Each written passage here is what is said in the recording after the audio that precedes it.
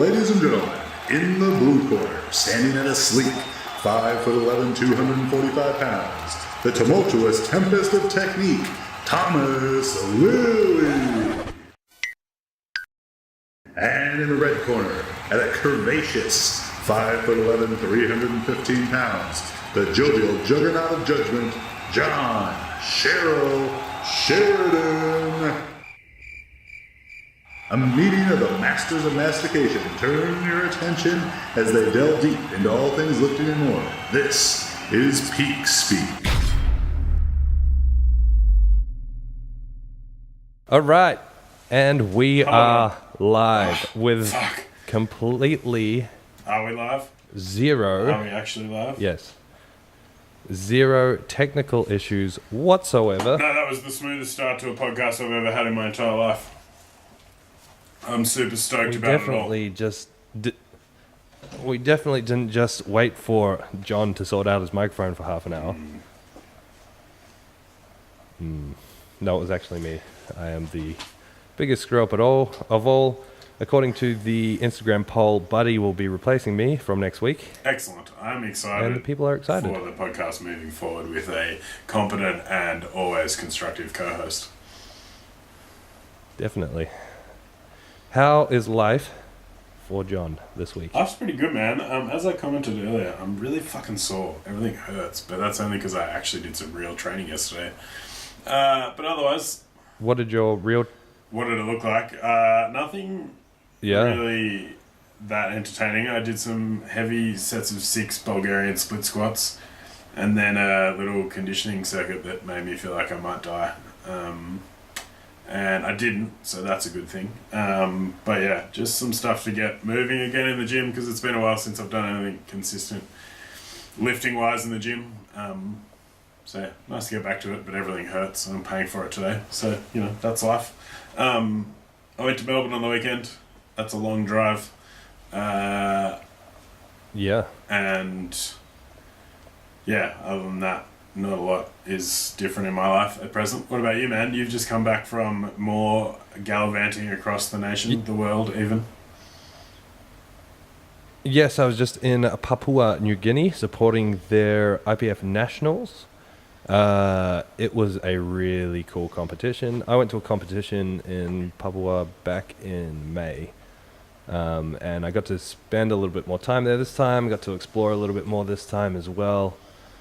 But man, the community over there, the people over there is so cool. Yeah, nice. Went to this place called... so last time the competition was in a village called Hanobara, which is... it means big village because it's the biggest village in Port Moresby. At least they're... and it's all built over... they're direct with their village naming. Exactly, yeah. It's all built over the water. And we went to... this village is famous for having produced some of the best athletes that come out of Papua New Guinea. So just powerlifters or famous athletes in general? No. Yeah, sporting athletes. Really big on cricket, rugby league. There's some weightlifters. And the best powerlifter out of Papua New Guinea trains there. So we went to the gym that they train at, Dusty's Gym, which is just... all the houses there are on stilts. So underneath the stilts is just dust. It's just dirt. They had a homemade rack, like one of those old school, really thin, like home style barbells, some old York plates that went up to about 200 kilos. And last time when I was there in May, Michael Kingston, the president of the Powerlifting Federation over there, donated them, I think up to like a full set of Alico weights, an Alico rack, combo rack, and an Alico competition powerlifting bar. Yeah, nice. Which is really, really cool. So went and checked out that gym, and it breeds some of the best powerlifters out. Like Vargy Henry, who's their top powerlifter, he's squatting 350s, benching close to 200, deadlifting over 330 kilos. They're all bred in this little gym. There's like 20 or 30 of them training, and they all just take turns one at a time on this Alico rack, change the racks, change the height, change the weights. It's really, really cool. That's so it was great. That's that sort of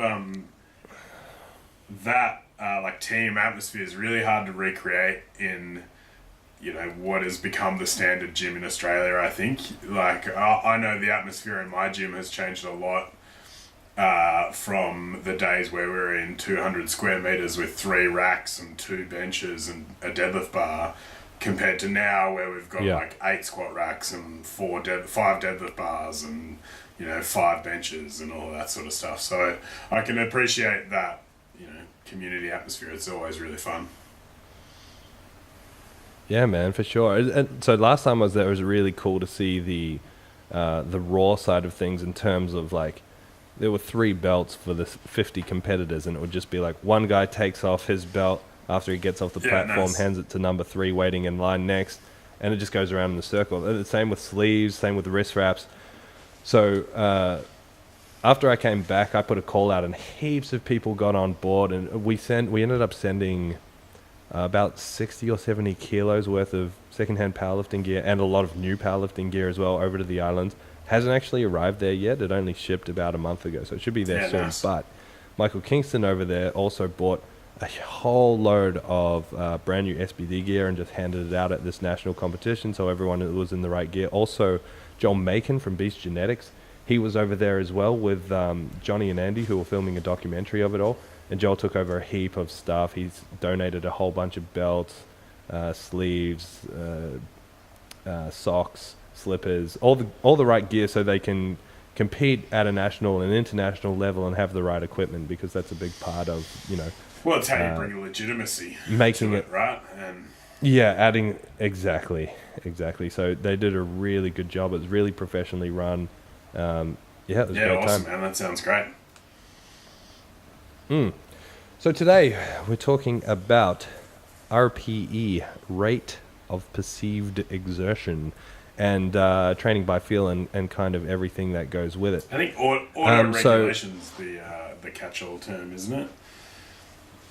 Yeah, auto-regulation, exactly. So when we talk about RPE today, we're not talking about reactive training systems. So we're not talking about Mike Tersher and his methods. We'll touch on that. But when we're talking about auto-regulation, when we're talking about RPE, we are talking about it broadly as a whole in the way that it's generally used in powerlifting today.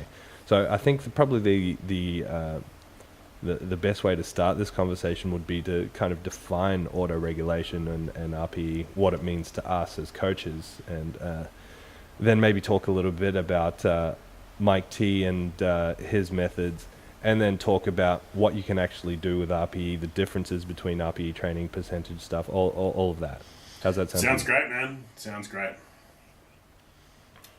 All right, so what does auto-regulation mean to you? What is training by feel? What is RPE? I think it's a very broad concept, but I think in terms of RPE itself and that as a scale, for those of you that have never heard of it before, it's essentially an answer to the question, how hard was that set out of 10? And it's a way of gauging perceived effort. It's in the name, and as a coach, I use it mostly as a way of prescribing intensity for things that I don't necessarily always have a defined 1 rep max to work from to obtain percentages for a given thing, but also in a case where I'll give, say, rather than a single percentage, but instead give a range and say, here's the range, let's say it's 82 to 88%, and I want you to hit a set of 3 and I want it to be at about a 9 RPE. So sometimes it's a way of just adding a bit of extra guidance around weight selection.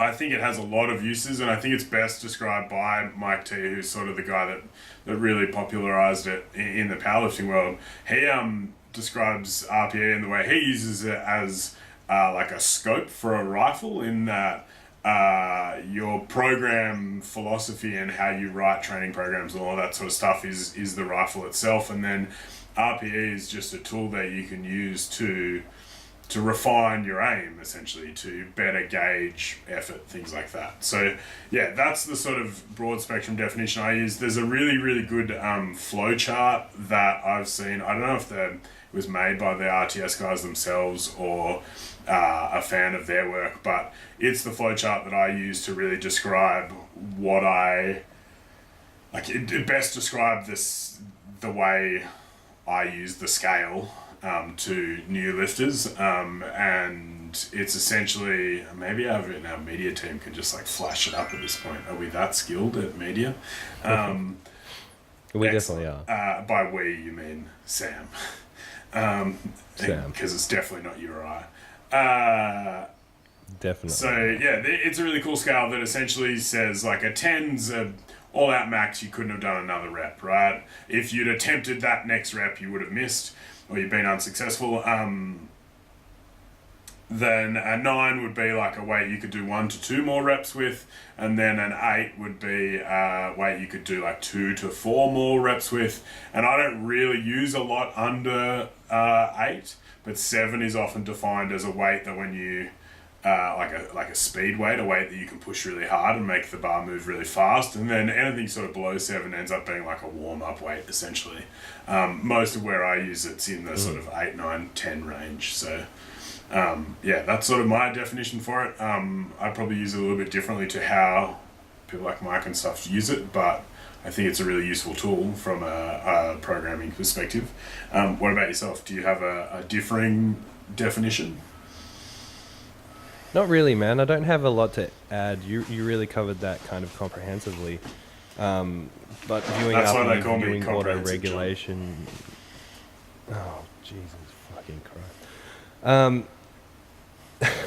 Using UPE, using auto-regulation as exactly as it's defined, you know, as measuring exertion. But as we kind of unpick this, because I use auto-regulation a lot in my coaching, and I try and teach auto-regulation to my lifters through that process. But I very, very rarely use the term RPE, and I very, very rarely give them a number to measure exertion or to measure effort when I am giving them auto-regulation. So I guess I operate more with the principle rather than the scale itself. Strict definition. Yep. Yeah, rather than the scale itself. But we'll unpack the reasons why. I do think it is a valuable tool in training, and I think it's important here just for the sake of history, because a lot of powers claim ownership over RPE as a powerlifting thing, where it's really not. It's just been popularized in powerlifting. Like a long-standing sports science thing. Yeah, big time. It's just been popularized in powerlifting in the last sort of 10 years, with Mike T gaining more popularity and more accolades. Yeah, and the scales, like you can look at the history of the usage in it, in sports science. It goes back forever. They use slightly different scales. I've seen a few different variations in sports science. Anything from like 0 to 20 to 0 to 10. Like it all just kind of depends on what you're looking at, but it's essentially in the name, right? It's a rate of perceived exertion. So it's essentially just an answer to the question: how hard are you working right now? Is a 10 an all-out max? Like you couldn't work any harder than this?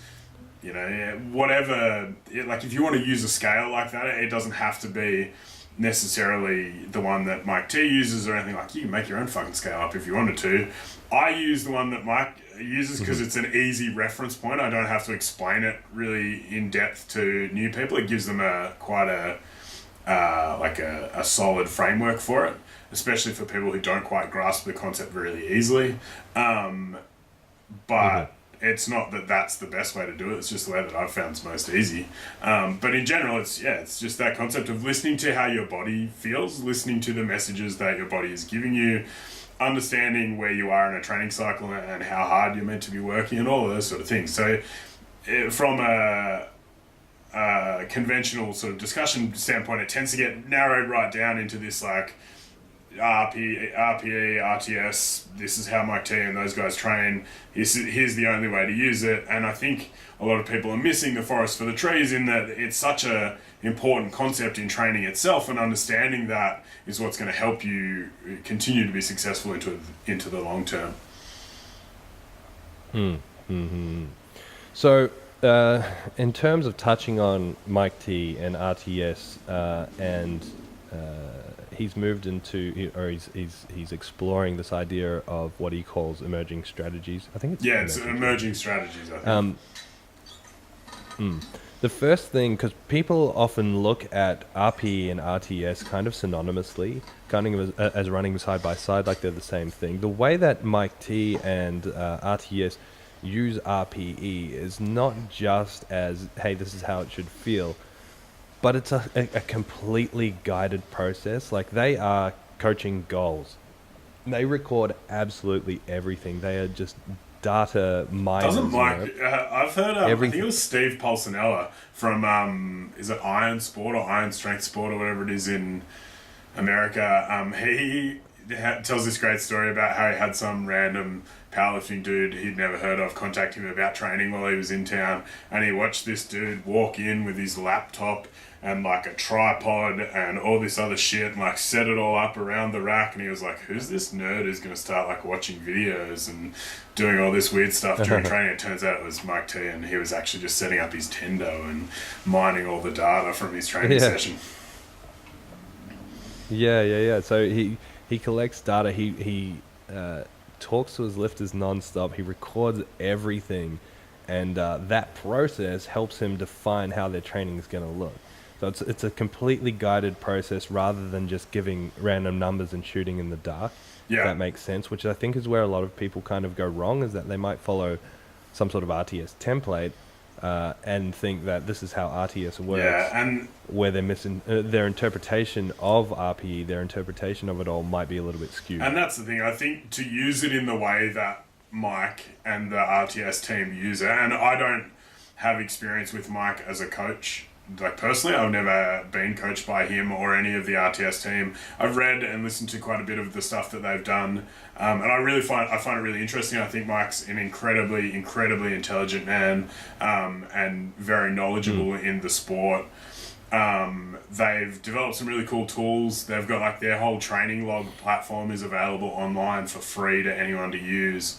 But I think, yeah, it's really cool. I think, like any coaching service, the real value in their methodology and doing it in their way is to be coached by one of their people. In the same way that, like, if you're doing the conjugate system in your gym, you're not really training West Side because you're not training with Louis shouting at you, right? Like, that's the really important definition to make, is we're looking at this from a broad spectrum like concept, right? This isn't a methodology necessarily. This is perhaps how we apply those concepts to our own coaching philosophy and what that looks like for us. But it's not us talking about, how RTS do their training. It's just the RPE is a tool that they use. How they use it's obviously going to look very different from what we use it for. Yeah. So how then do you incorporate auto-regulation, RPE, whatever you want to call it? How do you incorporate that into your coaching, into your training? So there's definitely a few different avenues. The sort of broad spectrum one is just understanding in the conversation between a lifter and a coach, just understanding how whatever week or whatever training session they're doing fits in with the overall plan. So, you're 3 weeks out from a meet and I kind of want everything to feel a bit hard and you're going to be a little bit sore and all these sort of things. When to push it, when not to push it. That's the sort of broad spectrum thing, right? Knowing that some weeks are meant to feel a little bit easy, some weeks are meant to feel really hard. That's the sort of, the first tier of that concept. From a practical standpoint, I think the most common use I have is really in prescribing intensity through assistance work stuff. So things where I don't have a 1 rep max number to work from. So the bulk of my training or programming is geared around percentage-based things. I'm exploring more using ranges for percentages rather than hard and fast numbers, with the expectation that giving a lifter a little bit of guidance around where they should go on any given day, rather than saying, here's the number I want, you adjust it based on how you feel. I think that's been more successful in the last couple of blocks of training I've done. So that's the one I'm playing around with at the moment. But for most of the assistant stuff, I use just RPEs as a way of gauging how hard I want you to work. Some weeks I want you to really, really push those accessories and maybe do B sets at 9 and 10 RPE. But in the most cases, it's like most of it's 8 and 9 stuff where I want you to leave a couple of reps in the tank. I want you to understand the difference between absolute failure and technical failure. and that sort of thing. So especially with new or novice lifters, I find that this is not always a really seamless integration into the training idea. If it's their first exposure to it, it definitely takes some time to appreciate what that scale means and how to use that scale. I know some people are chronic overestimators and some people are chronic underestimators of where their effort lies on that scale. Ultimately, I'm not super concerned about whether they overestimate or underestimate, as long as they're relatively consistent in it. It's really useful from my point of view when I have a video and a corresponding RPE, so I can say, okay, that set of 3 you thought was a 9 RPE and you couldn't possibly do, you could only do 1 more rep with it, and then I can watch the video and I've got obviously my own opinion, and sometimes how it feels to the lifter and how it looks to the coach are going to be 2 very different things. But it helps me get a feeling for how does that lifter respond to things. Does it always feel heavy but it looks really easy, or does it always feel light but looks really fucking hard? So it's just another data point really from my perspective. It's not something that I track with every main lift or anything like that. I don't quite have the system set up to be able to track everyone's RPE for every rep that they do and get any useful data out of it. Like I could track all of that data and have it, but I wouldn't really know what to do with it. So in the most cases, it's just another tool I use to help in the flow of communication between myself and whoever it happens to be that I'm coaching. Yes. So for me, my main lifts that I prescribe are almost always percentage based. And for me, it's kind of saying you should be able to do this number or around this number for this many sets, this many reps at this point in the programming. And it raises the question, okay, well, what do we do when you can't do that?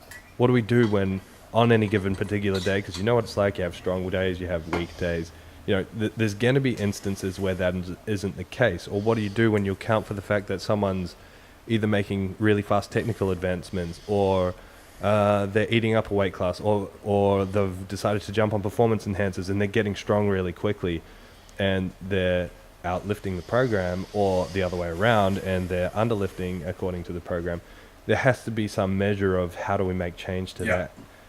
So I guess what I do is more guided auto-regulation. So I'll give them advice as to when I want them to raise the weight or lower the weight, and give them a bit of a range by how much that should feel. And it's kind of superseded by this idea that I want you to do work. Yeah. Like if I've programmed you for 6 sets of 8, I want you to do 6 sets of 8. So if you go in on the day and you programmed it to bench press 6 sets of 8 at 140 kilos, and you get to the first set of 8 and it's garbage, and then you try another set of 8 and you only get to 6 and you fail, I still want you to do 6 sets of 8. So the auto regulation would come into play there in terms of, okay, I want you to get sets of 8, 140 is too much for you today, at this point in time, drop the weight a little bit. If that continues to happen, then there has to be some sort of broad change. There has to be some sort of deload. There has to be some sort of fatigue management, or more questions asked into nutrition recovery, all that sort of stuff. But on any given day, I want those people to do the work. For my accessory work, it's very much like you. I don't prescribe numbers for lat pull down, or rows, or dumbbell presses or anything like that. And the reality is that for accessory work, everyone's ability to add weight to the bar or to the implement is going to be very different. Some people are just good at accessories, some people are terrible at accessories, and it's not necessarily a reflection of their strength or weaknesses as much as it is specific strength to that accessory.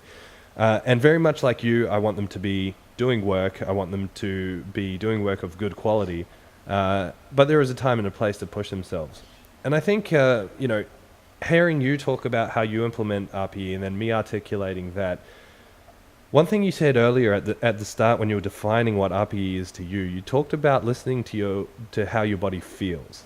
And that's a really interesting concept, and that's very much what RPE and auto-regulation is centered around, and that how your body feels and what your body is telling you may be very different to what's happening in reality. And I think it takes a great deal of training experience. And when I talk about a great deal, I'm talking like 5 to 6 years of proper training, because you could be in the gym for 20 years and make no progress and just be the bodybuilding bro, or you could have, defined solid programming, good technique.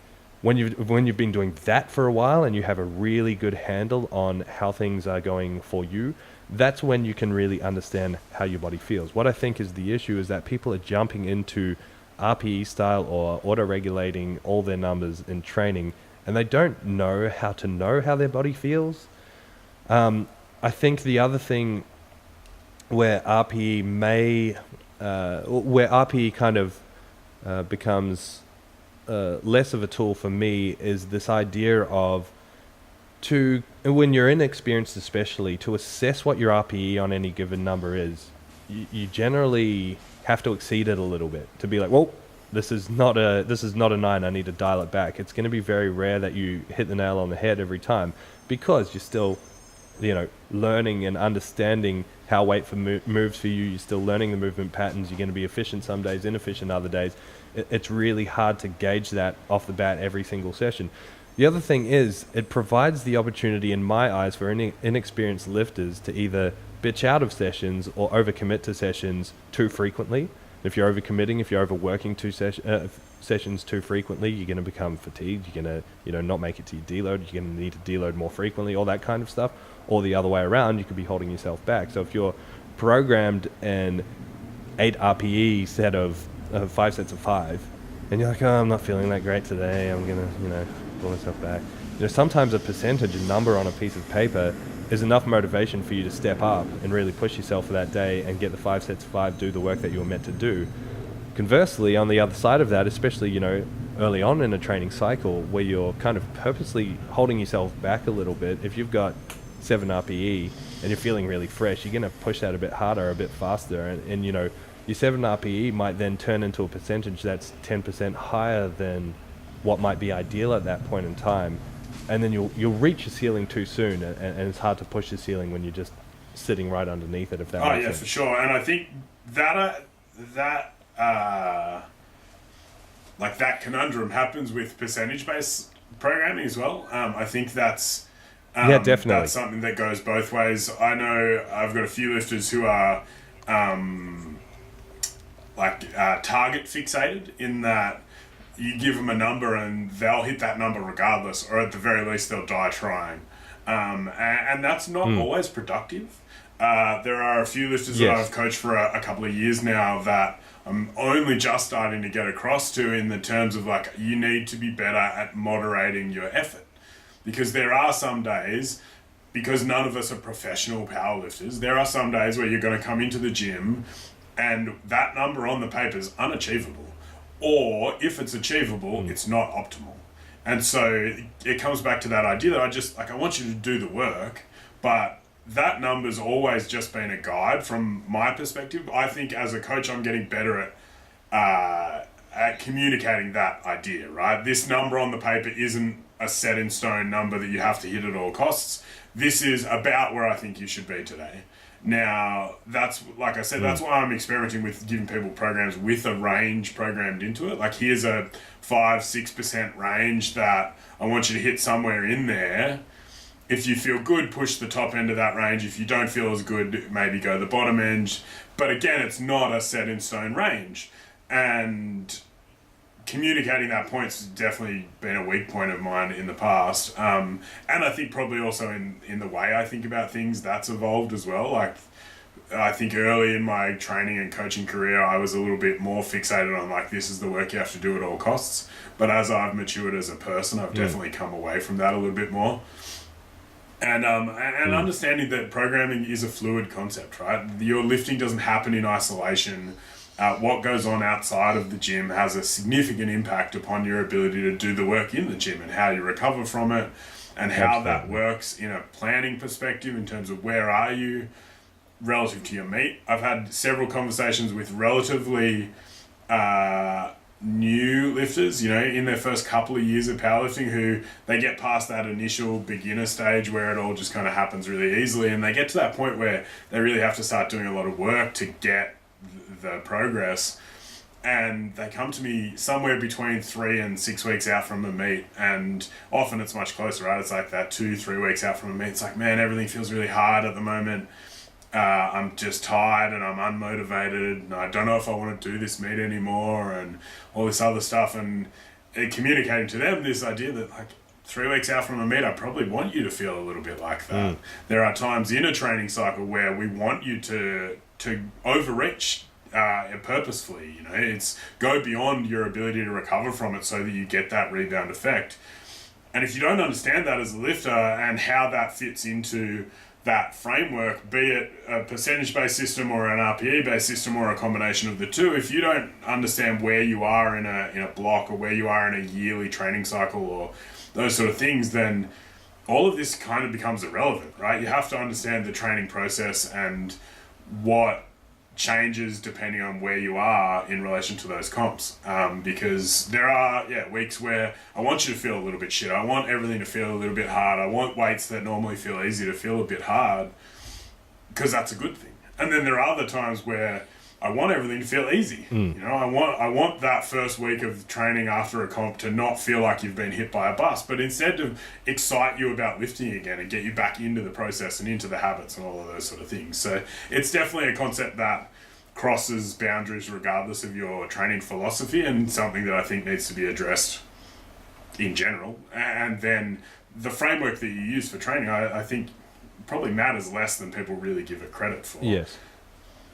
And that's where someone like Mike does so well, because they're in constant communication. It's this back and forward flow of communication that in a sport like powerlifting and in the age of online coaches and people who aren't in the same city as you, that communication is often lacking. In a professional coaching setting, like if you're a professional strength and conditioning coach, you see your athletes every day and you can look them in the eyes and go, how do you feel today? What do you look like? How do you move? All of these sort of things that I think, especially when you add in the online coaching element, and that's not to say that you can't do it well, because I know you do it well. I know guys like Mike and stuff do it well. I'd like to think I do it reasonably well as well. But if you don't have that communication platform and you don't have an openness from both ends, from a coach in terms of talking about where you are and what the plan is and all of those sort of things, but also from the athlete in communicating what's going on outside the gym. Maybe this week isn't the week to push it. Maybe I need a deload for these weeks. Those sort of things, if you don't have that, like who gives a fuck whether you use percentages or RPEs at that point? That's the first and I think most important part. Yeah. So one thing I want to come back to, which you said in that last little block there, you're talking at the start about, someone being able to hit the numbers that's programmed, but you're not happy with it in terms of quality, right? So if you program them 2 sets of 2 and they do the first double and it's absolute garbage, and they can probably grind out the second double, it's like, well, not only do we have a good understanding when we program of, okay, this is what you should be able to hit for this amount of sets, this amount of reps at this point in time, but this is also what it should look like. We have a good understanding of how it should move and how well that is. And that's something that RPE has historically, and RTS as well, has historically maybe not accounted for as well. And that's not from me observing, that's a quote from Mike T. He says, quality hasn't been much of a focus in the past. So the fact that he's articulated that makes me think that he's probably going to look into that a little bit more moving into the future. Yeah. Because he's so data driven, which is really, really cool. But I think that's the other thing where a lot of people go wrong, is that just moving a weight for a rep doesn't capture the entire point of training, right? And it's not necessarily the most productive use of that time, right? Like you said, a ground out 2-rep max 3 weeks out from a comp maybe isn't what you're looking for. I think that comes back to communication, right? Yeah, if definitely. If you know what the goal is and what the coach is looking for from a technique standpoint, it becomes much easier to quantify, I think. And then it's about finding whether that's an on-the-fly thing, like whether, I'm coaching you today and we're doing, 3 triples and you do the first triple and it's garbage. It's like, well, okay, I'm going to get you to drop the weight because I want it to look a little bit better. That doesn't mean we then drop the whole program. That means, okay, well, maybe that's today. And then again, if it happens next week, review the circumstances. If there's a circumstance leading to it, change the circumstance, review it next week. If everything's in check and it's still happening, it's like, okay, well, then we need to dial back, then we need to change something, then we need to address it. Because using RPE on the fly like that can make your training really unstable, really wavy. And I think when you add that instability into it, it becomes a little bit less predictable overall. And I'm talking from the point of view of if you're training yourself. If you're training yourself and you're using RPE, if you actually record the numbers that you're actually doing, and you find that they're really wavy, maybe it's not as predictable.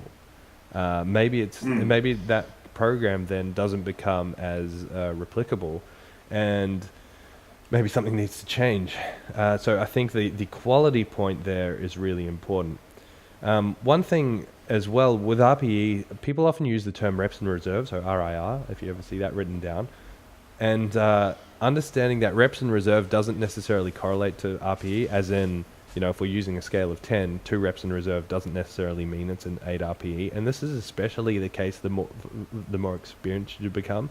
So from a physiological standpoint, as you become more experienced at lifting weights, you become more efficient. When you become more efficient, you're able to apply more muscle into moving the weight. So you're able to use more muscle to move the weight, which is why you'll find that as a powerlifter, as you become more experienced, that a comp will be harder and harder to recover from, just because you're exerting more. You get more efficient at using more of your muscle to move more weight, right? Now that's important because as you continue to grow as a powerlifter, obviously our sport is 1 rep max. Obviously our sport is doing one thing. You become really good at doing that. And as you become good at doing that, the gap between what you can do for a double and what you can do for a single becomes bigger. Does that make sense? So for example, even though I could say do a rep of, just throw any number in the air, like a 170 bench for 2 reps, and my max might be close to 200.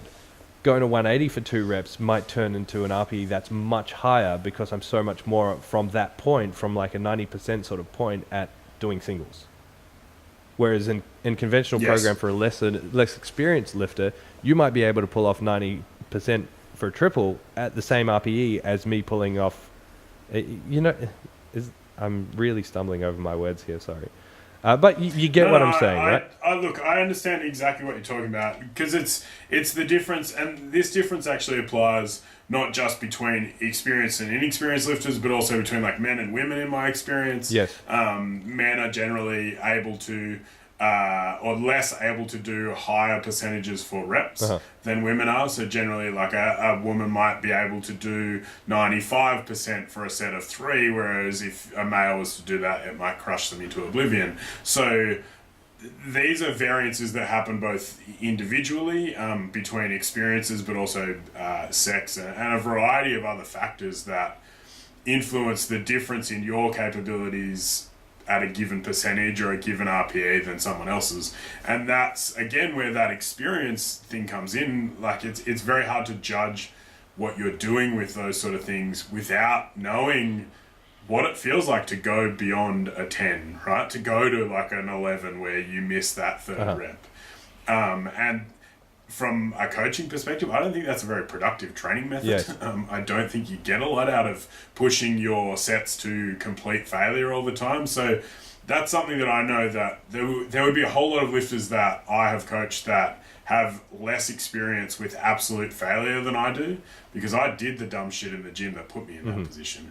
Whereas in a lot of cases, I will hold them back a little bit. And maybe that's detrimental to their long-term development as an athlete.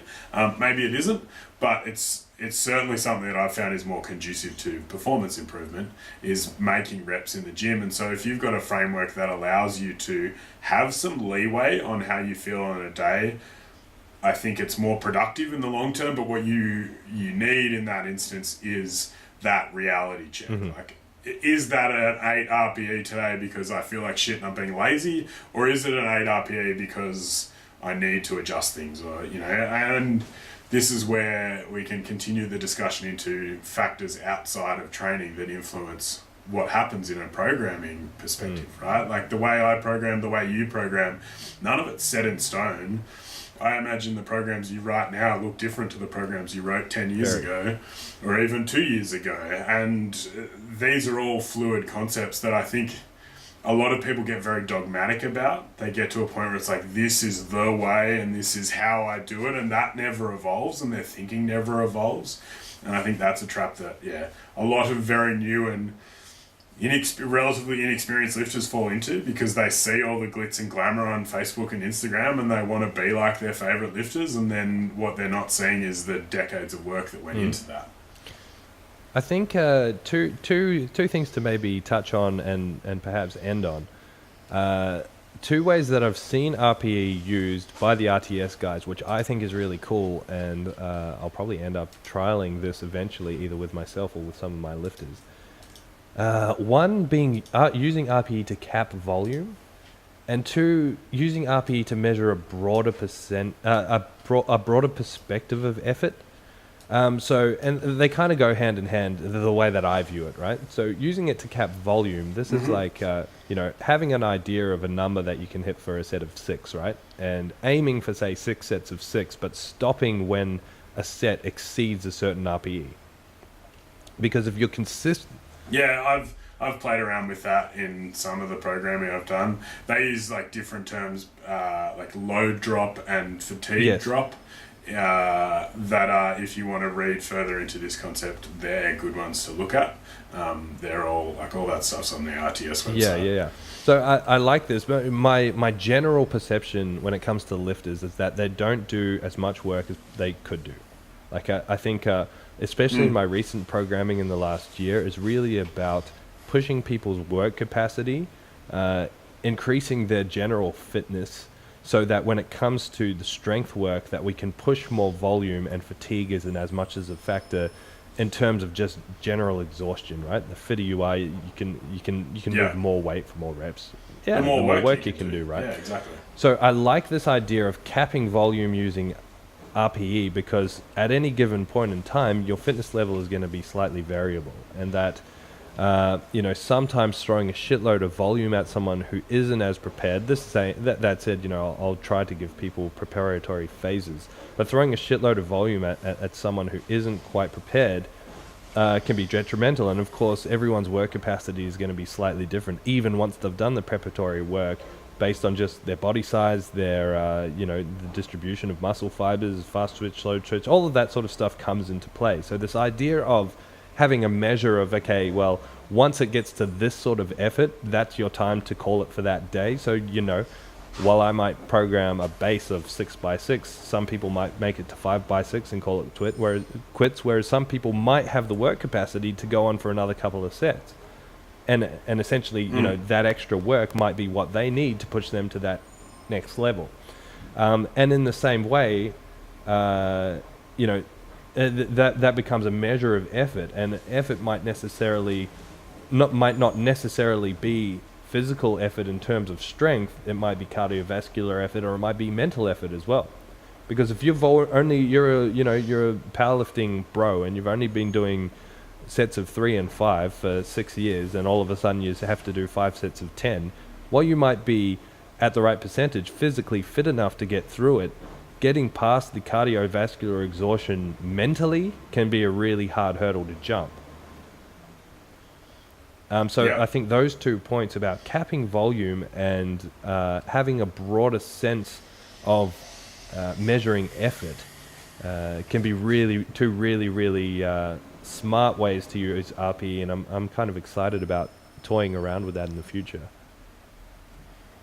Yeah, for sure. One of the ways I use, not like a slightly different sort of variation of RPE, right, is with the guys that I program on a weekly basis, I use like a session rating system that I think I picked up from Dan and Paul Ritchie, who the PTC Perth guys, but I think they picked it up from Paul Carter maybe, or someone else. I don't know exactly where it originated, but I like it as a concept, so I use it. Where essentially I'll ask for individual RPEs based on sets. Like, here's this weight, what was your RPE for that? Show me a video, those sort of things. But also ask for an overall session rating. So the 3 options I give people are +1, 0, and -1. So a +1 is that session where you walk into the gym and every weight you touch feels really light and awesome and everything moves really well and your technique's snappy and everything feels really good. A -1 is essentially the antithesis of that. It's a session where everything feels heavy and slow and maybe you're a bit sore and you're mentally fatigued and all those sort of things. And then a 0 is everything else, right? So the guidelines I use are if it takes you more than like 5 or 6 seconds to think about it, it's probably a 0.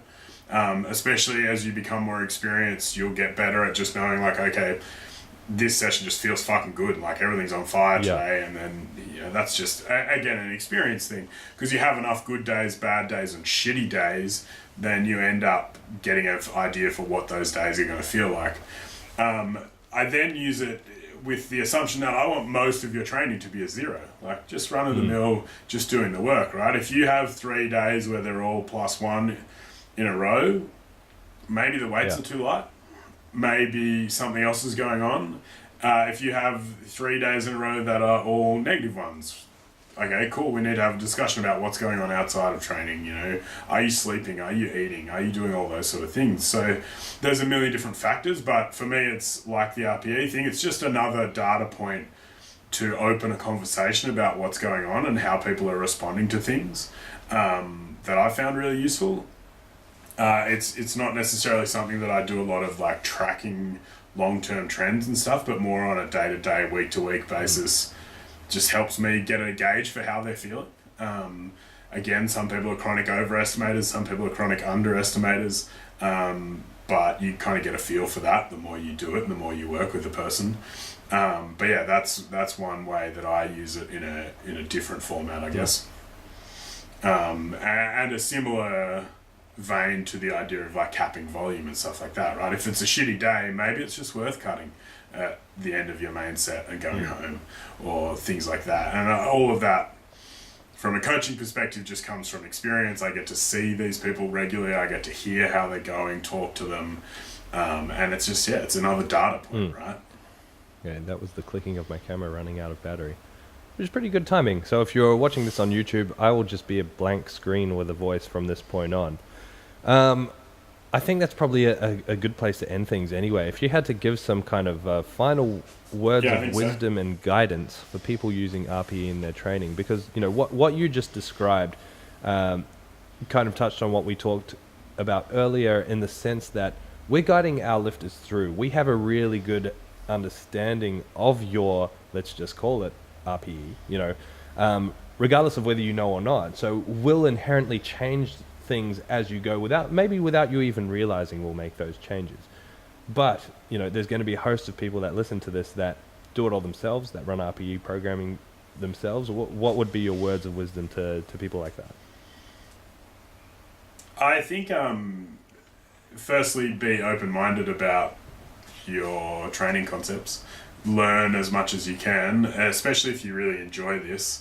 And you enjoy programming for yourself and the experimental process of it.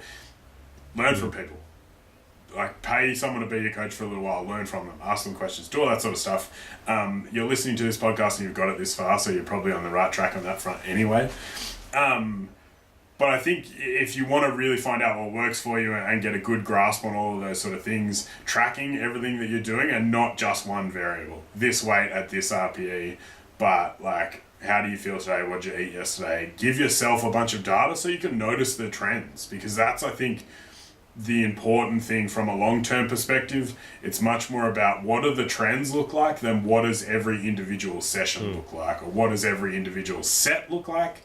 So just having a bit more data there helps you look at those trends, and I think will give you a better idea of what direction you need to take things. Yeah, for sure. And that would echo what I would say as well. The data thing is a big one. You have to assess as you're going through. You have to make